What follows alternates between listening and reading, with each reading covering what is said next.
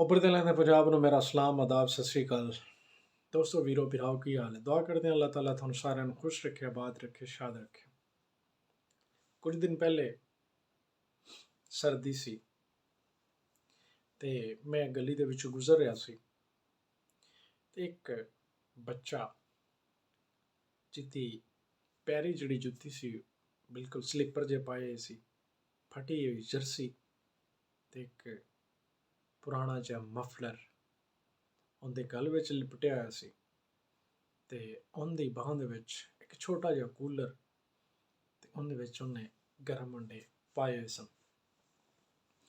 ਉਹ ਗਲੀ ਦੇ ਵਿੱਚੋਂ ਗੁਜ਼ਰਿਆ, ਅੱਗੇ ਇੱਕ ਦੁਕਾਨ ਸੀ। ਉਹ ਦੁਕਾਨ ਦੇ ਜਦੋਂ ਥੋੜ੍ਹਾ ਜਿਹਾ ਪਿੱਛੇ ਸੀ ਤੇ ਉਹ ਖਾਮੋਸ਼ ਹੋ ਗਿਆ। ਦੁਕਾਨ ਤੋਂ ਕ੍ਰਾਸ ਕਰਨ ਤੋਂ ਬਾਅਦ ਥੋੜ੍ਹਾ ਜਿਹਾ ਅੱਗੇ ਜਾ ਕੇ ਉਹਨੇ ਫਿਰ ਗਰਮ ਆਂਡੇ ਦੀ ਆਵਾਜ਼ ਲਾਈ। ਮੈਂ ਹੈਰਾਨ ਹੋ ਗਿਆ ਕਿ ਇਸ ਬੰਦੇ ਦੇ ਬੱਚੇ ਨੇ ਇੰਨੇ ਕੁ ਫਾਸਲੇ ਦੇ ਵਿੱਚ ਖਾਮੋਸ਼ੀ ਕਿਉਂ ਇਖਤਿਆਰ ਕੀਤੀ। ਬਾਅਦ ਵਿੱਚ ਪਤਾ ਚੱਲਾ ਕਿ ਉਹ ਬੰਦੇ ਨੇ ਸਖਤੀ ਨਾਲ ਮਨ੍ਹਾ ਕੀਤਾ ਸੀ ਕਿ ਮੇਰੀ ਦੁਕਾਨ ਦੇ ਸਾਹਮਣੇ ਤੁਸੀਂ ਗਰਮ ਆਂਡਿਆਂ ਦੀ ਆਵਾਜ਼ ਨਹੀਂ ਲਾਣੀ,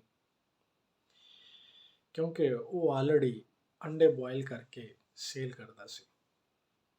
ਦੋਸਤੋ, ਬਜ਼ੁਰਗੋ, ਭਾਈਓ, ਗੱਲ ਸੁਣਾਉਣ ਦਾ ਮਕਸਦ ਇਹ ਹੈ ਕਿ ਇੱਥੇ ਬਾਜ਼ਾਰ ਦੇ ਵਿੱਚ ਦੁਕਾਨ ਦੇ ਨਾਲ ਦੁਕਾਨ ਹੁੰਦੀ ਹੈ ਅਤੇ ਕੋਈ ਕਿਸੇ ਦਾ ਨਸੀਬ ਉਹ ਨਹੀਂ ਖੋ ਸਕਦਾ। ਔਰ ਇਹ ਬੱਚੇ ਜਿਹੜੇ ਰਾਤ ਨੂੰ ਅੰਡੇ ਵੇਚਦੇ ਨੇ, ਆਇਆ ਕਿ ਸਾਨੂੰ ਕਦੇ ਕਿਸੇ ਨੇ ਇਹਨਾਂ ਬਾਰੇ ਡੀਪਲੀ ਸੋਚਿਆ ਕਿ ਬੱਚੇ ਸਾਰਾ ਦਿਨ ਕਿਵੇਂ ਗੁਜ਼ਾਰਦੇ ਹੋਣਗੇ। ਇਹ ਬੱਚੇ ਸਾਰਾ ਦਿਨ ਪਲੈਨਿੰਗ ਕਰਦੇ ਨੇ ਕਿ ਅਸੀਂ ਅੱਜ ਇੰਨੇ ਅੰਡੇ ਸੇਲ ਕਰਨੇ ਨੇ। ਅਸੀਂ ਜਿੰਨੇ ਵੀ ਲੋਕ ਹਾਂ, ਅਸੀਂ ਆਪਣੇ ਬੱਚਿਆਂ ਨੂੰ ਠੰਡ ਤੋਂ ਬਚਾਉਣ ਵਾਸਤੇ ਉਹਨਾਂ ਨੂੰ ਬਾਹਰ ਨਹੀਂ ਨਿਕਲਣ ਦਿੰਦੇ। ਕੁਝ ਲੋਕਾਂ ਨੇ ਹੀਟਰ ਦਾ ਬੰਦੋਬਸਤ ਕੀਤਾ ਹੁੰਦਾ ਹੈ। ਅਸੀਂ ਬੱਚਿਆਂ ਨੂੰ ਬਾਹਰ ਨਹੀਂ ਨਿਕਲਣ ਦਿੰਦੇ ਤਾਂ ਕਿ ਇਹਨਾਂ ਨੂੰ ਸਰਦੀ ਨਾ ਲੱਗ ਜਾਵੇ। ਇਹ ਉਹ ਬੱਚੇ ਜਿਹੜੇ ਰਾਤ ਨੂੰ ਅੰਡੇ ਵੇਚਦੇ ਨੇ, ਆਇਆ ਕਿ ਇਹਨਾਂ ਦਾ ਤਾਲੁਕ ਕਿਹੋ ਜਿਹੀਆਂ ਫੈਮਲੀਆਂ ਨਾਲ ਹੋਵੇਗਾ। ਇਹ ਬੱਚੇ ਬਹੁਤ ਗਰੀਬ ਬੱਚੇ ਨੇ। ਕਦੇ ਕਿਸੇ ਬੰਦੇ ਨੇ ਇਹਨਾਂ ਬਾਰੇ ਨਹੀਂ ਸੋਚਿਆ। ਕੁਛ ਲੋਕ ਇਹੋ ਜਿਹੇ ਵੀ ਮਿਲਦੇ ਨੇ ਜਿਹੜੇ ਰਾਤ ਨੂੰ ਕੋਈ 5-7 ਅੰਡੇ ਲੈਣ ਤੋਂ ਬਾਅਦ ਡਿਸਕਾਊਂਟ ਦੀ ਵੀ ਡਿਮਾਂਡ ਕਰਦੇ ਨੇ। ਸਾਡੇ ਮੁਆਸ਼ਰੇ ਦੇ ਇਹ ਉਹ ਲੋਕ ਨੇ ਜਿਹੜੇ ਅਸਲ ਹੈਲਪ ਸਪੋਰਟ ਦੇ ਹੱਕਦਾਰ ਨੇ। ਸਾਡੀ ਥੋੜ੍ਹੀ ਜਿਹੀ ਇਹਨਾਂ ਦੀ ਸਪੋਰਟ, ਸਾਡੀ ਥੋੜ੍ਹੀ ਜਿਹੀ ਨੇਕੀ ਸ਼ਾਇਦ ਹੋ ਸਕਦਾ ਹੈ ਸਾਨੂੰ ਆਖਰਤ ਵਿੱਚ ਕਿਸੇ ਵੱਡੇ ਅਜ਼ਾਬ ਤੋਂ ਬਚਾ ਲਵੇ।